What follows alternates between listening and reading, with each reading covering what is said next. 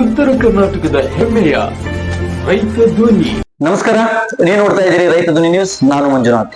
ಇತ್ತೀಚೆಗೆ ಏನು ಸರ್ಕಾರ ಜಾತಿ ಸಮೀಕ್ಷೆಗಳನ್ನ ಮಾಡ್ತಾ ಇದೆ. ಸೊ ಅದಕ್ಕೆ ಸಂಬಂಧಪಟ್ಟಂಗೆ ಮಾತನಾಡಲು ನಮ್ಮ ಜೊತೆಗೆ ಮಾಜಿ ತಾಲೂಕಾ ಅಧ್ಯಕ್ಷರಾಗಿರುವಂತಹ ಬಾಪುಗೌಡ್ರು ಅವರಿದ್ದಾರೆ. ಅವ್ರನ್ನ ಮಾತಾಡ್ತಾ ಹೋಗ್ತೀನಿ. ಸರ್ ನಮಸ್ತೆ. ಸರ್, ಈಗ ಜಾತಿ ಗಣತಿಯನ್ನ ಸರ್ಕಾರ ಆರಂಭಿಸ್ತಾ ಇದೆ. ಸೊ ಅದ್ರ ಬಗ್ಗೆ ನೀವೇನ್ ಹೇಳಕ್ ಇಷ್ಟಪಡ್ತೀರಿ ಸರ್ಕಾರಕ್ಕೆ?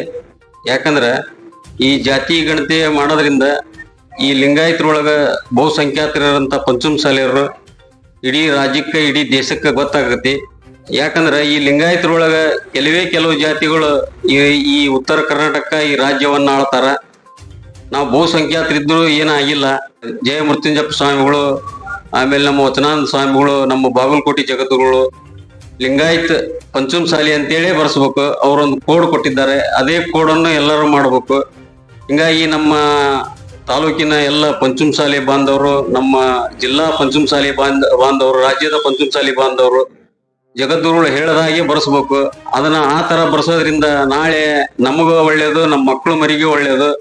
ನಾವು ಇದೇ ತರ ನಾವು ಪಕ್ಷ ಭೇದ ಮರೆತು ನಾವೆಲ್ಲರೂ ಒಕ್ಕಟ್ಟಾದ್ರ ನಮ್ಮ ಸಮಾಜಕ್ಕೆ ಒಂದು ಬೆಲೆ ಬರ್ತೈತಿ. ಇಲ್ಲಾಂದ್ರೆ ನಾವು ಬೇರೆದವ್ರನ್ನ ಆಳದ ಬೇರೆದವ್ರ ಹಿಂದೆ ಹೋಗೋದಾಕತಿ. ನಾವು ಬಹುಸಂಖ್ಯಾತರಿದ್ದು ಲಿಂಗಾಯತರೊಳಗ ನಾವು ಏನು ಒಡೆದು ಬಂದ್ವಿ ಅಂದ್ರೆ ಅಲ್ಲಿರಂತ ಕೆಲವು ಸ್ವಾಮಿಗಳು, ಕೆಲವು ದುಡ್ಡಿನ ರಾಜಕಾರಣಿಗಳು ಹಿಂದೆ ಏನ್ ಹೋಗ್ತಾರ ಅವ್ರದೆಲ್ಲ ಬಣ್ಣ ಬಯಲು ಗೊತ್ತಾಕತಿ. ಜಾತಿ ಒಂದು ಕಾಲಮ್ ಅಲ್ಲಿ ನೀವು ಏನಂತ ಬರ್ಸ್ಬೇಕಂತೇಳಿ ಜನಗಳಿಗೆ ಹೇಳ್ತೀರಿ? ನಮ್ಮ ಜಗದ್ಗುರುಗಳು ಹೇಳಿದಾಗ ಲಿಂಗಾಯತ್ ಪಂಚಮಸಾಲಿ ಅಂತೇಳಿ ಬರ್ಸ್ಬೇಕು. ಅವ್ರೊಂದು ಕೋಡ್ ಕೊಟ್ಟಿದ್ದಾರೆ. ಆ ಕೋಡ್ ನಂಬರ್ ಹಾಕ್ಬೇಕು.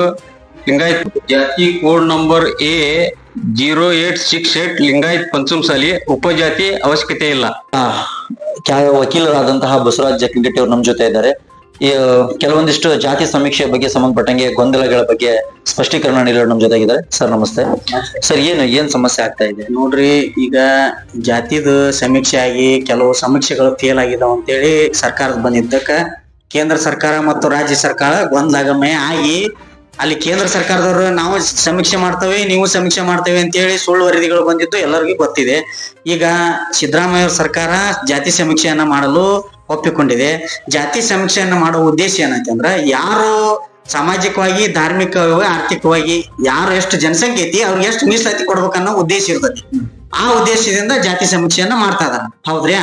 ಆದ್ರೆ ಇಲ್ಲಿ ಏನಾಗ್ತಾ ಇದೆ, ಈ ಜಾತಿ ಸಮೀಕ್ಷೆಯನ್ನ ಕೆಲವು ಮಂದಿ ರಾಜಕಾರಣಿಗಳು, ಅದು ಎಂತ ರಾಜಕಾರಣಿಗಳು, ಪ್ರಬಲ ರಾಜಕಾರಣಿಗಳು, ದೊಡ್ಡ ರಾಜಕಾರಣಿಗಳು, ಹಬ್ಬವನಂತರ ಏನ್ ಮಾಡ್ತಾರ, ಕೆರೆಯಲ್ಲಿರೋ ಸಣ್ಣ ಕಪ್ಪಿ ತಿಂತಾವಲ್ಲ, ಹಂಗ ಕಪ್ಪಿಗಳನ್ನು ತಿಂತಿದಾರ. ಹಳ್ಳಿ ಗ್ರಾಮೀಣ ಭಾಗದ ಪಂಚಮಸಾಲಿ, ಮುಗ್ಧ ಪಂಚಮಸಾಲಿ, ನಮ್ಮ ಬಾಪುಗೌಡ್ರಂತವ್ರು, ನಮ್ಮಂತವ್ರು, ಇಂಥ ಪಂಚಮಸಾಲಿಯರಿಗೆ ಏನಾಗ್ಬಿಡ್ತಾ ಇದೆ, ಯಾವುದೇ ರೀತಿ ಆ ಮಹಾಸಭಾದ ಕರ್ತವ್ಯಗಳನ್ನ ಮರಿತಾ ಇದ್ದಾರೆ. ಇಲೆಕ್ಷನ್ ಇದ್ದಾಗ ಅಷ್ಟ ಮಹಾಸಭಾ ಬರ್ತೈತಿ. ಆದ್ರೆ ಕೆಲವು ಬಡವರಿಗೆ ಏನು ಆಗ್ಬೇಕಾಗಿದೆ, ಆರ್ಥಿಕವಾಗಿ, ಸಾಮಾಜಿಕವಾಗಿ ಅಂತ ಕೆಲವು ಘಟನೆಗಳನ್ನು ಏನ್ ಮಹಾಸಭಾದಿಂದ ಏನ್ ಮಾಡ್ಯಾರ ಹೇಳಪ್ಪ? ಏನ್ ಮದುವೆ ಮಾಡ್ಯಾರ? ಯಾರಿಗಾರ ವಿದ್ಯಾರ್ಥಿಗಳಿಗೆ ಏನ್ ಸಹಾಯದಾನ ಮಾಡ್ಯಾರ? ಆ ಸಹಾಯದಾನ ಮಾಡೋದಬೇಕಲ್ಲ.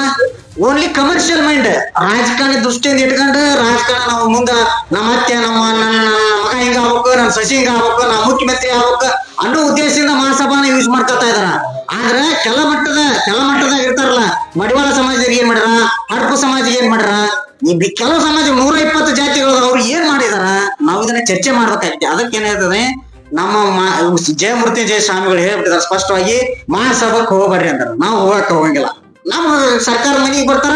ಇಂಥದ್ದೇ ನಮ್ಮ ಬಾಪುಗೌಡ್ರು ಹೇಳ್ದಂಗ, ಗೌಡ್ರು ಹೇಳ್ದಂಗ, ಬನ್ನಿಕೊಪ್ಪ ಗೌಡ್ರು ಹೇಳ್ದಂಗ ಇಷ್ಟು ನಾವು ಪಂಚಮಸಾಲಿ, ಲಿಂಗಾಯತ ಪಂಚಮಸಾಲಿ ಅಂತೇಳಿ ಬರಿಸಿ, ಉಪಜಾತಿ ಯಾವ್ದಿಲ್ಲ ಅಂತೇಳಿ ಬರಿಸಿ ನಾವು ಅದನ್ನಷ್ಟು ಮಾಡಕ್ ನಾವು ಸ್ಪಷ್ಟೀಕರಣ ಮಾಡ್ತಾ ಇದೀವಿ.